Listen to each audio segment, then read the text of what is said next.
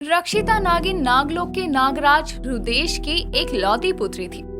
साथ ही नागलोक की रानी भी थी, जिसने पूरे नागलोक की जिम्मेदारियों को बखूबी उठाया हुआ था, जिसकी तारीफ करते हुए पूरा नागलोक नहीं थकता था।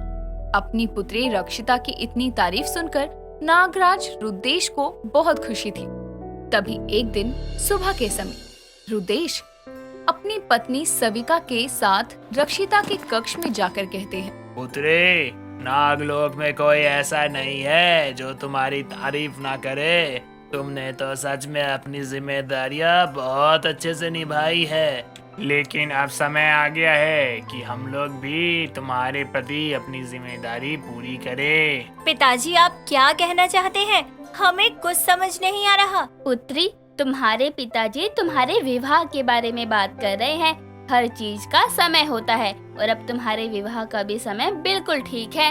हाँ पुत्री, तुम्हारी माँ सही कह रही है। हम कल ही तुम्हारे स्वयंवर की घोषणा कर देंगे और तुम्हारे लिए तुम्हारी ही तरह एक योग्य वर तलाश करेंगे। पिताजी, आप ये क्या कह रहे हैं? मैं अभी विवाह नहीं कर सकती हूँ। क्यों पुत्री, ऐसी क्या बात है जो तुम विवाह के लिए तैयार नहीं हो? मेरे ऊपर नागलोक की अभी बहुत जिम्मेदारियाँ हैं। मैं अभी एक और जिम्मेदारी उठाने के लिए तैयार नहीं हूँ। मुझे अपने लिए समय चाहिए। मैं अपने लिए जीना चाहती हूँ। तुम चिंतित ना हो पुत्री, हम तुम्हारा विवाह जब ही करेंगे जब तुम चाहोगे। धन्यवाद पिताजी। कुछ समय बाद रक्षिता के पिता रुदेश वहाँ से चले जाते हैं। तभी रक्षिता अपनी माँ सविका से कहती है, माँ, नागलोक में रह रहकर हमारा मन बहुत उब गया है। अब हम यहाँ से कहीं दूर जाना चाहते हैं, वो भी कुछ समय के लिए। रक्षिता, ये तुम क्या कह रही हो? माँ, हम सत्य कह रहे हैं। हमें धरती लोक जाने दीजिए। हम वहाँ कुछ समय घूमना चाहते हैं। खुद के साथ अकेले में थोड़ा वक्त बिताना चाहते हैं। रक्षिता और सविका की सारी बात उनसे कुछ दूर खड़ी रक्षिता की सहेली नक्षिता सुन रही थी, जिसके बाद वो वहाँ आती है और कहती है, नागरानी, जाने दीजिए इसे, हम भी इसके साथ जाएंगे। आप चिंता मत कीजिए। लो माँ, अब हम अकेले नहीं हैं। अब तो जाने दीजिए, कुछ समय में आ जाएंगे हम। ठीक है, जाओ, लेकिन ध्यान रहे नागलोक की कोई मर्यादा को मत लांघना। अपनी माँ सविका की आज्ञा लेकर रक्षिता और उसकी सहेली नक्षिता इंसानी रूप लेकर धरती लोक के लिए निकलती है और कुछ समय बाद वहाँ पहुँच जाती है। वो आपस में बातें करते हुए सड़क किनारे चलना शुरू करती है। तभी उनकी नजर सड़क पर खेल रहे एक बच्चे की तरफ जाती है, जो एक तेज रफ्तार से आ रही गाड़ी के करीब था। वो उसे बचाने के लिए भागती है। तभी वो देखती है कि एक ऋषि नाम का लड़का उससे पहले वहाँ पहुँचकर उसे बचाता है। ये देखकर वो उसके पास जाकर कहती है, हमने सुना था कि धरती लोक पर लोगों को एक दूसरे के बारे में सोचने का भी समय नहीं होता। किसी की मदद करना तो बहुत दूर की बात है। आप तो ऐसे कह रही हो जैसे आप धरती लोक की हो ही ना। वैसे जरूरी नहीं है सभी इंसान एक जैसे हो।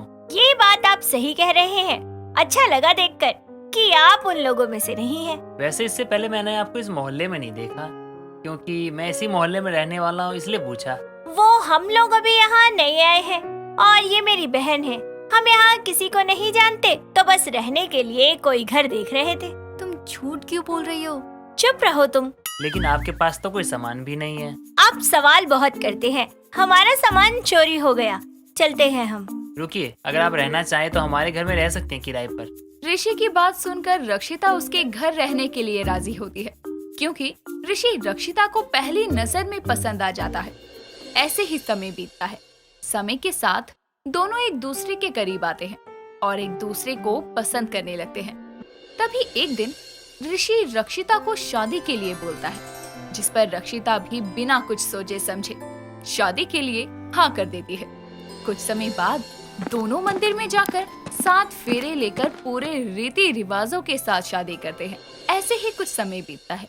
तभी एक दिन नक्षिता गुस्से में रक्षिता के कमरे में आती है और कहती है, तुम ये सब क्या कर रही हो और क्यों कर रही हो? मुझे तो कुछ भी समझ नहीं आ रहा। रक्षिता, तुम यहाँ कुछ समय के लिए घूमने आई थी और यहाँ आकर तुमने एक इंसान से उसके रीति रिवाजों के साथ शादी कर ली। बल्कि तुम जानती हो, हमारे नागलोक में इस शादी की कोई मान्यता नहीं है। अगर वहाँ के लोगों को पता चल गया कि तुम एक 7 फेरों वाली नागिन हो तो वो लोग तुम्हें मार डालेंगे।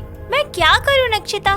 तुम जानती हो पिताजी ने बहुत कम उम्र में मेरे ऊपर नागलोक की जिम्मेदारियां दे दी, लेकिन तुम तो जानती हो मुझे राजगद्दी या शक्तियों से कोई प्यार नहीं है।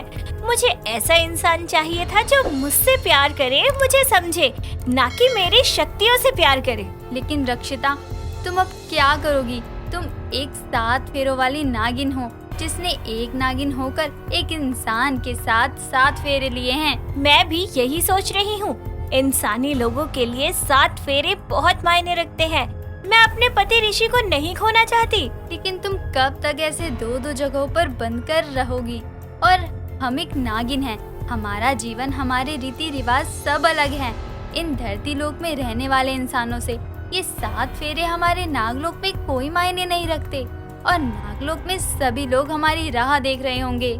शायद तुम सही कह रही हो। मुझे नागलोक जाना ही होगा। माँ और पिताजी चिंता कर रहे होंगे। मुझे उन्हें सब बताना होगा, लेकिन मुझे उसमें तुम्हारी मदद चाहिए। जब तक मैं नागलोक से होकर वापस नहीं आती, तब तक तुम मेरा रूप लेकर ऋषि के साथ रहना। नक्षिता के इतना कहते ही रक्षिता नागलोक के लिए निकलती है और नक्षिता रक्षिता का रूप लेकर उसके पति ऋषि के साथ रहती है। कुछ समय बाद जब रक्षिता नागलोक में अपने महल पहुंचती है तो देखती है कि पूरा महल नागलोक के नाग नागिनों से भरा है और विवाह की तैयारियां चल रही है, जिन्हें देखते ही वो चिंतित हो जाती है।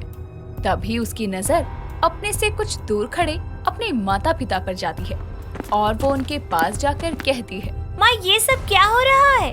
किसके विवाह की तैयारी हो रही है? पुत्री, तू आ गई। ये तुम्हारे ही विवाह की तैयारियां हो रही हैं। आज और अभी होगा तुम्हारा विवाह।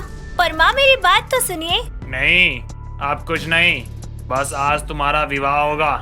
रक्षिता के लाख मनाने पर भी उसके माँ बाप उसकी बात नहीं सुनते और उसे जबरदस्ती तैयार करके शादी के मंडप पर बैठाते हैं। तभी वो गुस्से में सबके सामने अपनी 7 फेरों वाली शादी का राज जाहिर करती है, जिसे सुनने के बाद सभी नागलोकवासी दंग रह जाते हैं और उसे 7 फेरों वाली नागिन बोल बोल कर उसका मजाक उड़ाते हैं और उस पर क्रोधित होने के कारण नागराज रुद्रेश कहते हैं, तुमने ये सही नहीं किया पुत्री। तुमने नागलोक की मर्यादा का उल्लंघन किया है।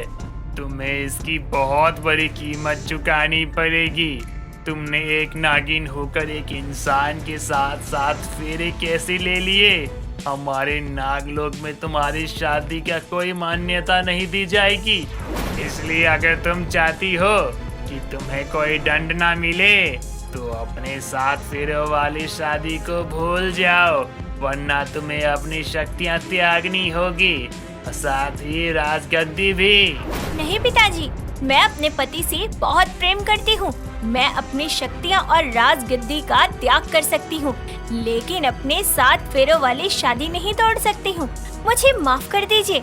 रक्षिता की बात सुनकर रुद्रेश नागराज क्रोधित हो जाते हैं और मणि की सहायता से नागिन रक्षिता को शक्तिहीन करके उससे नागलोक की नागरानी की राजगद्दी छीनकर नागलोक से हमेशा के लिए निष्कासित करके धरती लोक पर भेज देते हैं। जिसके बाद वो अपने घर आकर अपनी सहेली नक्षिता को नागलोक की सारी बात बताती है, जिसे सुनने के बाद नक्षिता कहती है, मुझे पहले ही पता था नागलोक में कोई भी 7 फेरों वाली नागिन को स्वीकार नहीं करेगा।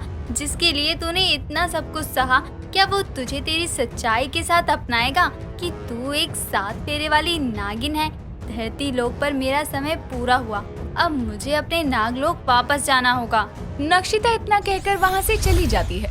तभी रक्षिता की नजर दरवाजे पर खड़े अपने पति ऋषि पर जाती है और वो घबराकर अंदर आकर कहता है, मैंने तुम दोनों की सारी बातें सुन ली है। तुम्हें मेरी वजह से कितना कुछ सहना पड़ा, फिर भी तुमने हमारे 7 फेरों की शादी का इतना मान दिया। मुझे तुम्हारी सच्चाई से कोई फर्क नहीं पड़ता। तुम आज भी मेरे लिए वही हो जो पहले थी। ऋषि की बात सुनकर रक्षिता बहुत खुश हो जाती है, जिसके बाद 7 फेरों वाली नागिन अपने पति ऋषि के साथ अपना आगे का जीवन धरती लोक पर रहकर बिताना शुरू करती है।